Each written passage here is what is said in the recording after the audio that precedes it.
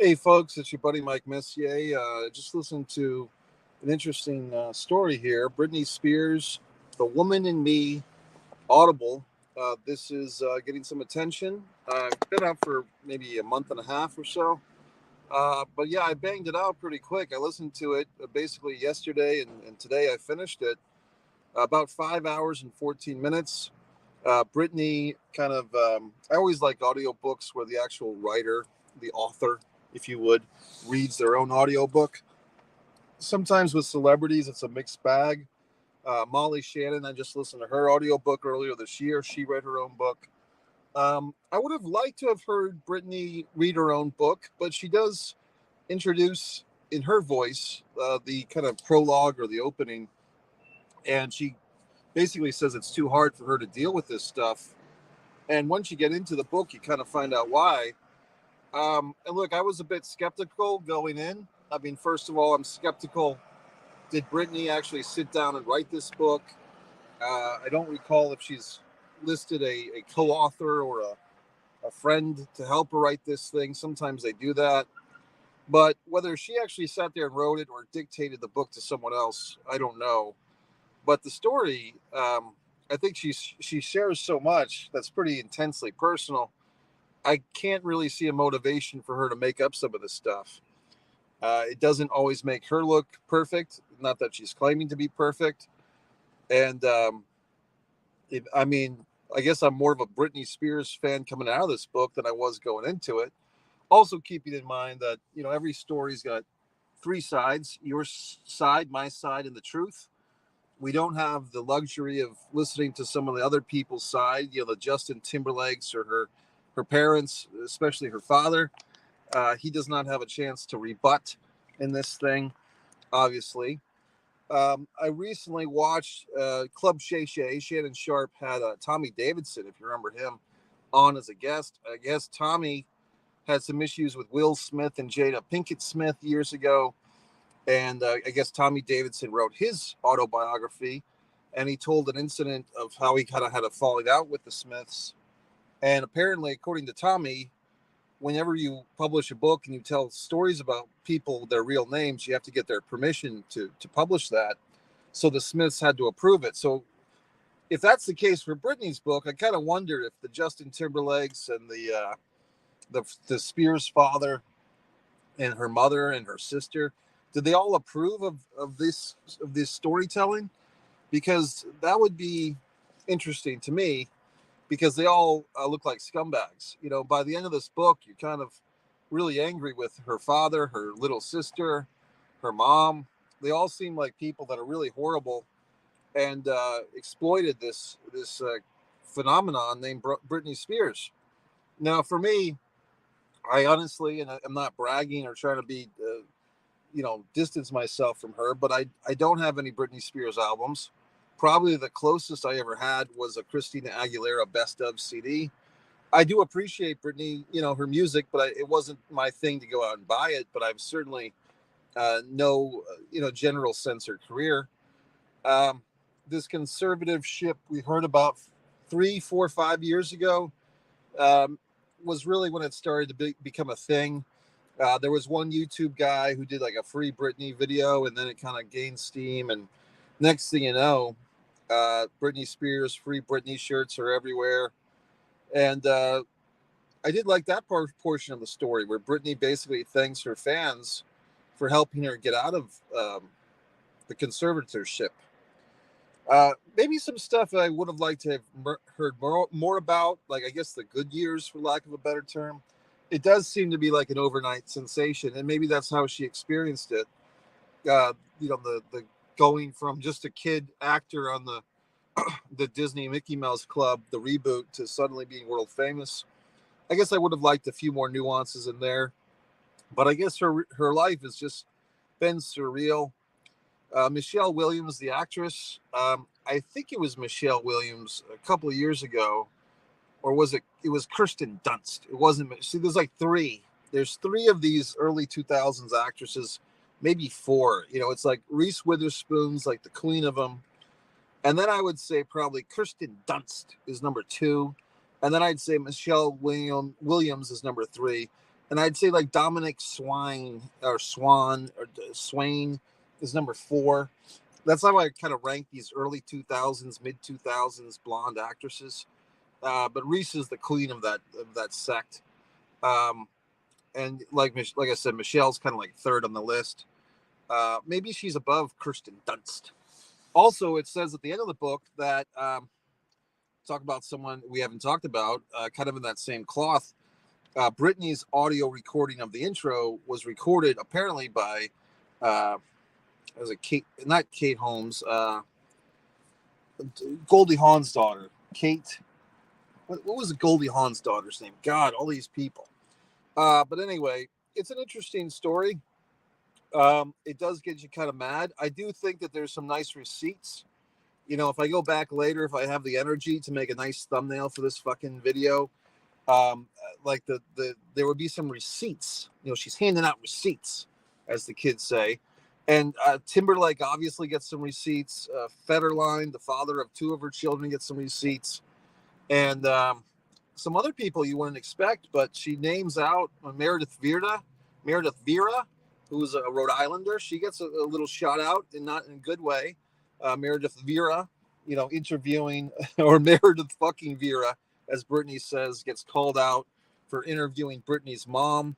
I guess Britney's mom and Britney's sister published tell-all books, you know, kind of capitalizing or profiting from Britney's struggles.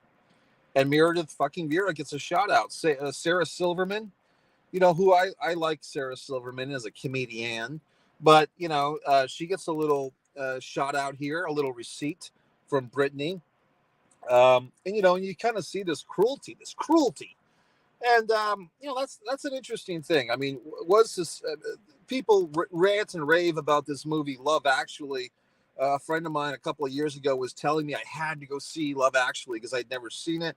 Well, I saw the trailer, the preview for Love Actually, this 20-year-old movie, and there's like a Britney Spears basically being a slut joke. There's like a slut shaming Britney Spears joke in the middle of this trailer. And I say, well, you know, maybe I won't go see it. Like if that's the type of humor that's exploitive to good old Britney, you know, but it's true. At the time, you know, the talk show circuit, the whoever the fucks, all these talk show guys, if Britney wasn't on the show and they were gawking at her body, her young body, when she was having trouble, they were talking about her behind her back, and people just, it was like a national pastime to bash this woman who's going through some troubles, and some pretty serious troubles too, that we knew some of but didn't know some of. Child custody battles. I mean, she tells a story about when she shaved her head and she was not able to see her children at that time from K-Fed. So, I mean, it's very interesting. Now, where the fuck is K-Fed now? Nowhere. And if you remember the WWE, you know if you subscribe to One Pro Wrestling and Sports Fan, I'm pretty much a pro wrestling aficionado and expert. But K-Fed pinned John Cena on Monday Night Raw. So the WWE was bending the knee to K-Fed too. It's just interesting how this young woman was really bastardized or treated poorly, is what I'm saying, by society, by you. All the people in power, the Meredith Vieras, the Sarah Silvermans, they all betrayed her. And, you know, I think a funny line that Britney has in this is when she says, you know, they were always giving me hard times about my music, you know, saying it was just a pop artist. She's like, I'm a Southern girl from the South who signs my name with hearts. Do you want me to be a Bob Dylan impersonator? I mean, that's a good line. So, I mean, I think it's kind of interesting because she basically defends herself for being herself. You know, she was into pop music. She was into Mariah Carey.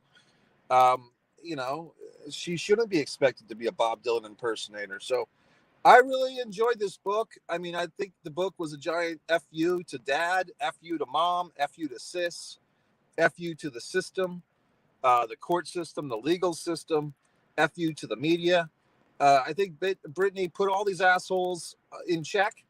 So like I said, I've never owned a Britney Spears album before. I'm kind of curious now. The one, I think it was called Blackout, that had Toxic. She says that's like her masterwork. So I might have to listen to that now through the YouTube music.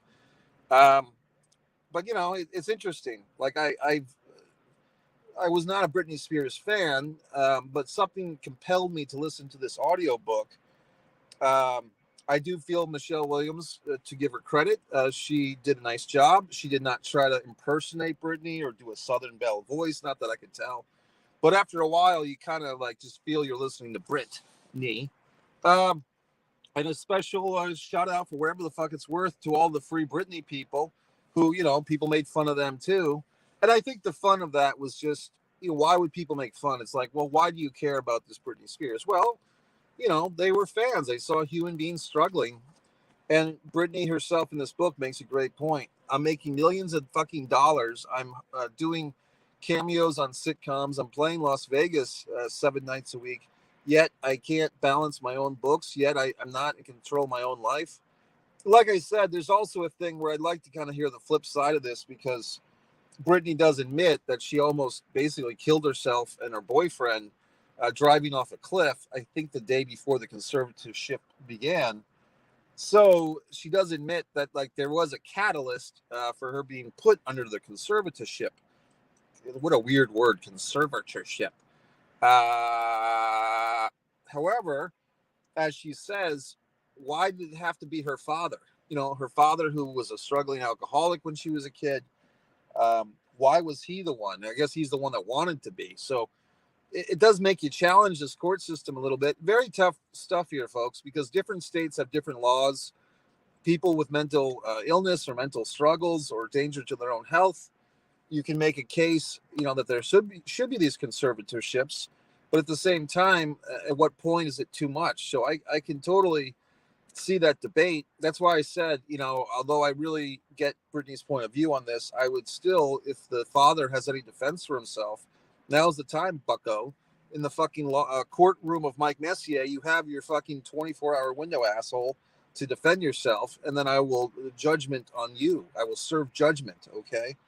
But look, Team Britney, whatever the fuck, I enjoyed the book.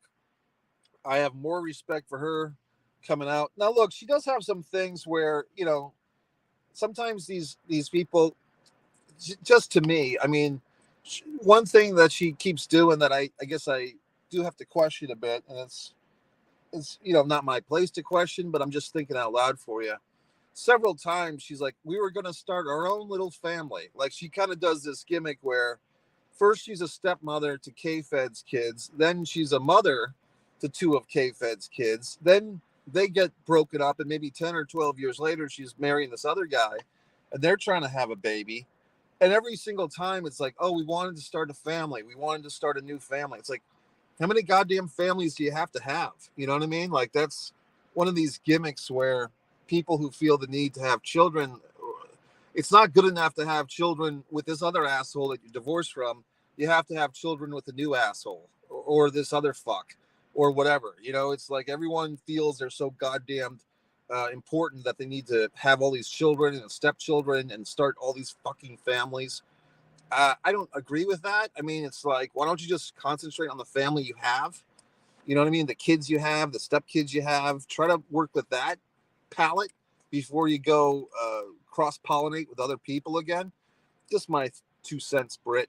Beyond that, like I said, I like the audiobook. I'm interested in hearing what other assholes have to say about it. If you read it, if you listen, that's a cool thing with audio, is like you don't actually have to sit there and read with paper. And like I said, when you have a nice voice, like Michelle Williams, it makes it all easier. So I say, I'm glad Britney is free. Would I go see her in a concert? If the ticket was free or close to it, I would. I'm sure there are thousands of dollars to go see her now. I can't really justify that. But I do think, I have newfound respect. Really never didn't respect her. I never picked on her. I never put her down. I'm not guilty, Britney. I'm innocent of your thing. But I do feel like society is very odd. We love to build up these people, whether it's Kim Kardashian or Pete Davidson, and then we love to tear them down. Whether it's, I guess you could say Kanye has torn his own ass down. But I mean, these other people, we love to ride them up, and then we love to ride them down. So anyway, good job, Brittany. Dirty Laundry, Mike Messier.